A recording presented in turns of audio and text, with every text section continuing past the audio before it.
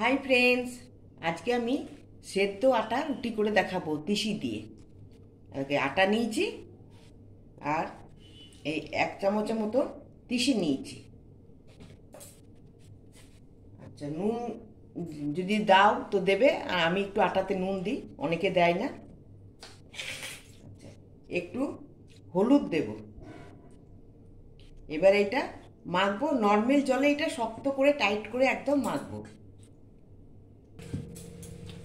দেখো কত শক্ত আটাটা মেখেছি, দেখেছো? কেন, জলে সেদ্ধ হলেই আটাটা নরম হয়ে যাবে। আর সেই রুটি পেটের জন্য খুব ভালো, যাদের অম্বলের প্রবলেম আছে, হজম হয় না, তাদের জন্য এটা খুব ভালো। আর তিসি দিয়েছি, তিসি তার জন্য চুল ভালো থাকবে, চুল উঠা কমে যাবে, আর তোমার স্কিনটা গ্লো করবে। তিসির অনেকগুলোই কাজ আছে। দেখো গরম জল করতে দিয়ে দিয়েছি, এটাতে গরম জল করতে দিয়ে দিয়েছি। এবারে আটাটা যখন দেবো তোমাদেরকে দেখাবো। আচ্ছা, ঢাকাটা খুললাম, জলটা গরম হয়ে গেছে। এবারে একটু তোমাকে তেল দিতে হবে জলের মধ্যে। 1 চামচের মতো তেল দিলাম। আর এই দেখো আটা, এইটা আমি এটাতে দিয়ে দিলাম। জলটা ফুটবে, 2-3 মিনিটের জন্য এটা দেব।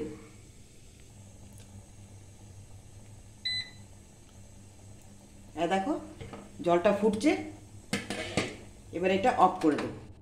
নর্মাল হয়ে যায় জলটা, নাহলে উঠাতে পারবো না, খুব গরম আছে। একটু ঠান্ডা হয়ে যাওয়ার পরে আটাটা মাখবো। দেখো জল থেকে এটা তুলে নিয়েছি, জলে যে তেলটা ছিল সেটা এতে লেগে গেছে। এবারে এটাকে ভালো করে মাখতে হবে। এটা নর্মাল হয়ে গেছে, আর গরম নেই, না কত পাতলা হয়ে গেছে, দেখেছো? দেখো, কেন পাতলা যদি মেখে দাও, নরম হয়ে থাকে, তাহলে জলের মধ্যে এটা আরও নরম হয়ে যাবে, তখন বেলতে পারা যাবে না, আটা মিশাতে হবে। তাহলে এমন শক্ত মাখতে হবে যেটা জলে সেদ্ধ করলো যেন না বেশি নরম হয়ে যায়। দেখো এবারে এটা ভালো করে মেখে তারপরে রুটি করব। বন্ধু, রুটিগুলো করে নিলাম। আচ্ছা, কত সফট দেখছো? দেখো, আর দেখো, দেখছো কত সফট? দেখো হাতের মুঠোতে রুটিটা রাখা যাবে, এত সুন্দর সফট। আবার খুলে দিলাম। দেখো, তো তোমরা আমাকে লাইক করো, শেয়ার করো, আর তোমার সাবস্ক্রাইব করে দিও।